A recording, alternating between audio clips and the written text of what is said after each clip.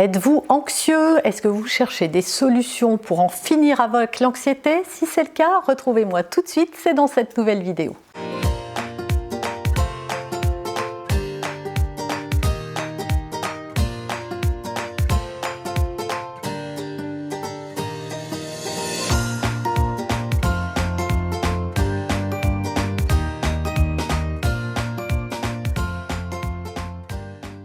Bonjour, je suis Noémie de Saint-Cernin, votre coach en développement personnel et en parentalité. On va parler d'anxiété dans cette vidéo, comment en finir avec elle. Et je vous invite tout de suite, pour ne pas oublier, de télécharger la fiche récap de cette vidéo. Vous pouvez également repartir avec un cadeau. Tous les liens s'affichent directement sur mon écran.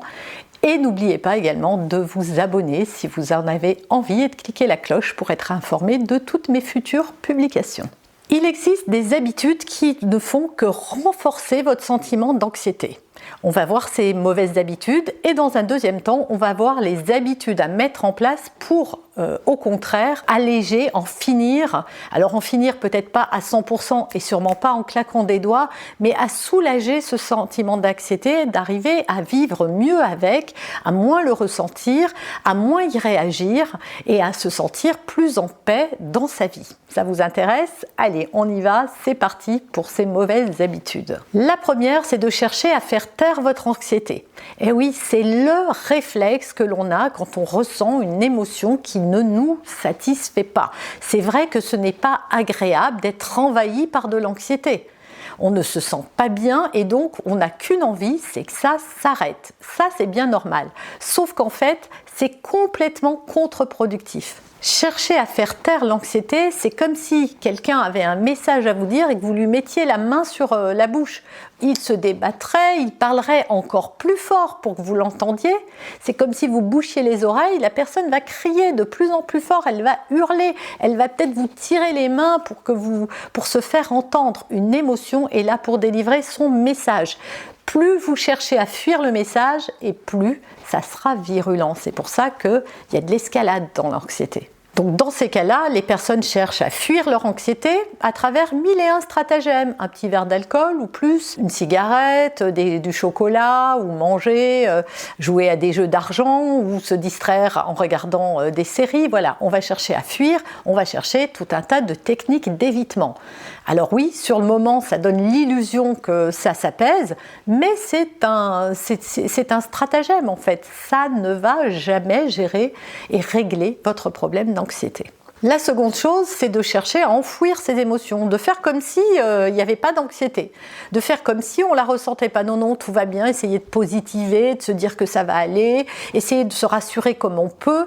C'est pareil, si vous le faites, vous voyez bien que ça ne sert à rien parce qu'encore une fois, vous n'écoutez pas cette émotion, vous cherchez à vous en distraire ou à mettre de la distance entre elle et vous, à lui mettre un couvercle sur la tête. Ça ne fonctionne pas non plus. Troisième chose, s'accrocher à vos pensées, puisqu'en fait, chaque pensée, c'est une pensée qui a généré votre anxiété. C'est comme ça que ça marche.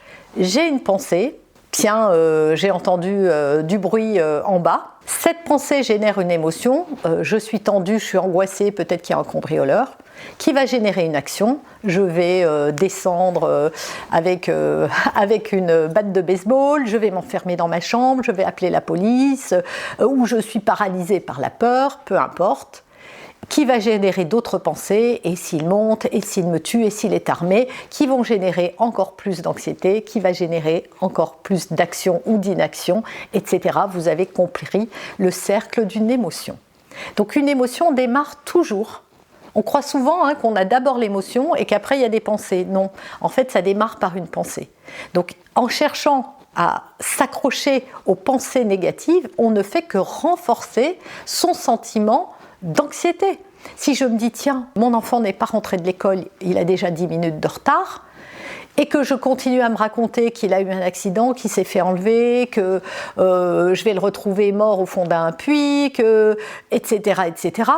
Évidemment, plus je m'accroche à ça, et plus c'est anxiogène, et plus c'est anxiogène, et plus j'ai d'anxiété, et plus j'ai d'anxiété, plus je génère des pensées encore plus sombres, etc. Encore une fois, vous voyez un petit peu le cercle vicieux de ces pensées qui s'auto-alimentent les unes avec les autres. Et enfin, quatrième mauvaise habitude, sous-estimer vos capacités à pouvoir arriver à gérer votre anxiété. On se croit souvent impuissant face à l'anxiété, face à ces émotions, en se disant que oui, si on ne prend pas un médicament, si on ne prend pas un truc, voilà, ou qu'on est comme ça et que c'est comme ça, que notre maman était déjà comme ça, que l'anxiété c'est un truc de famille, que c'est pas de notre faute, que si on n'avait pas eu telle ou telle vie ou qu'il nous était pas arrivé telle ou telle chose, c'est faux. Ce sont des histoires qu'on se raconte. Alors oui, peut-être que ce qui est vrai, c'est que vous avez eu, il y a un terrain favorable, une circonstance, etc. Mais il est faux de croire que vous n'êtes pas en capacité de. Ça, c'est pas vrai. Vous avez le pouvoir. Vous avez tous les pouvoirs. Bien sûr, ça n'est pas simple. Quand je dis ça, c'est pas pour minimiser ou alors vulgariser la façon dont vous réagissez à l'anxiété. C'est quelque chose de très douloureux et désagréable, je ne le nie pas.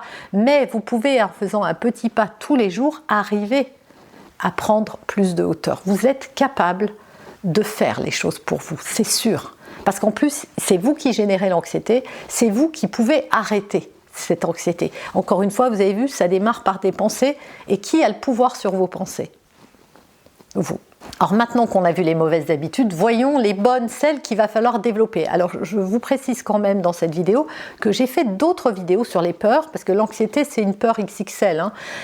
Donc allez voir mes vidéos sur les peurs, sur l'anxiété, il vous suffit d'aller sur ma chaîne, et pas sur YouTube, d'aller dans là où il y a les vidéos, les shorts à propos, donc vous faites défiler jusqu'à droite, vous allez voir un petit rond de recherche, vous tapez anxiété, vous tapez peur, tapez pensée négative, pensée parasite, etc., pensée tout court, et vous allez avoir toutes les vidéos qui se rapportent à ce sujet. Je vous invite à aller les regarder, parce que c'est vrai qu'on n'a pas le temps de tout dire dans un laps de temps aussi court. Premièrement, accepter quand l'anxiété est là. Encore une fois, c'est faire le contraire d'essayer de fuir. Acceptez qu'en ce moment, vous êtes anxieux et répétez-le. Je suis anxieux ou anxieuse, je ressens de l'anxiété. Essayez de définir pourquoi. Parce que je me dis que, etc., etc. Voilà, acceptez d'être comme ça. Ce n'est pas une mauvaise chose. Il y a des gens qui sont colériques et qui s'en prennent tout le temps à tout le monde. Bon, ben voilà, vous êtes anxieux. D'autres sont tout le temps, je ne sais pas, sursautent pour un oui, pour un non. D'autres n'ont pas assez confiance en eux. Voilà, il y aura toujours des gens, tout le monde n'a pas tout. On n'est pas tous nés avec toutes les bonnes fées qui se sont penchées sur notre berceau. Donc dites-vous juste que vous, c'est un état, voilà, vous avez ça, et qu'il faut l'accepter, que c'est pas grave, que c'est pas la fin du monde, que ça fait pas de vous une mauvaise personne ou une personne moins bien qu'une autre. C'est juste un état, c'est comme ça, et que vous allez apprendre en vous faisant confiance. Deuxième chose, observez cette anxiété au lieu d'essayer de la faire taire. C'est vraiment ce que je vous ai dit tout à l'heure, c'est de vous poser. Alors ce que je vous ai dit tout à l'heure, c'est ce que vous faisiez pour éviter. Là, ce que je vais vous expliquer, c'est ce qu'il faut faire. Ok, prenez un papier, un crayon, je connais rien de plus efficace que ça, et écrivez tout ce que vous ressentez. Au lieu de laisser tourner le moulin dans votre tête, mettez ça par écrit. Vous n'êtes pas en train d'écrire un livre, ni une rédaction, personne ne va la relire. Ça n'a pas besoin d'avoir, vous n'avez pas besoin de ne pas faire de faute d'orthographe ou de syntaxe, on s'en fiche. Ce qu'il faut, c'est juste laisser aller sur le papier vos émotions. Videz votre sac. Parce que quand vous écrivez, et à la main, pas sur votre téléphone, quand vous écrivez, vous faites sortir cette émotion. Vous écoutez ce qu'elle a à vous dire. Elle vous dit que ça ne va pas, que vous vous dites ça, que vous allez mourir, que la vie, ça sert à rien, que votre mari n'en a rien à faire de vous, que votre enfant n'est pas encore rentré, que donc voilà, allez-y.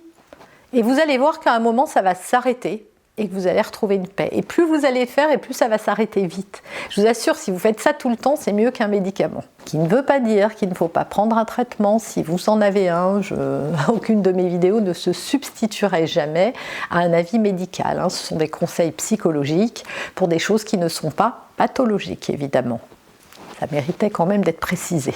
Troisième chose, prenez conscience de vos limites et respectez-les ou faites-les respecter par les autres. Parce que parfois, l'anxiété, elle vient aussi du fait que vous ne vous respectez pas dans vos limites et vos besoins ou que vous laissez les autres vous envahir dans certaines choses. Donc apprenez à mieux vous connaître et à dire non quand c'est non, à vous dire non, à dire non aux autres ou à fixer ses limites clairement. Ça, c'est vraiment important. Vous avez des vidéos de comment se faire respecter également sur ma chaîne. Je vous invite à aller les voir pour développer ce point-là. Quatrième point, accordez-vous de la bienveillance. Voilà, on est souvent trop dur avec soi-même, on n'a pas confiance en soi, on se dit qu'on n'est pas assez bien, que les autres arrivent à mieux gérer.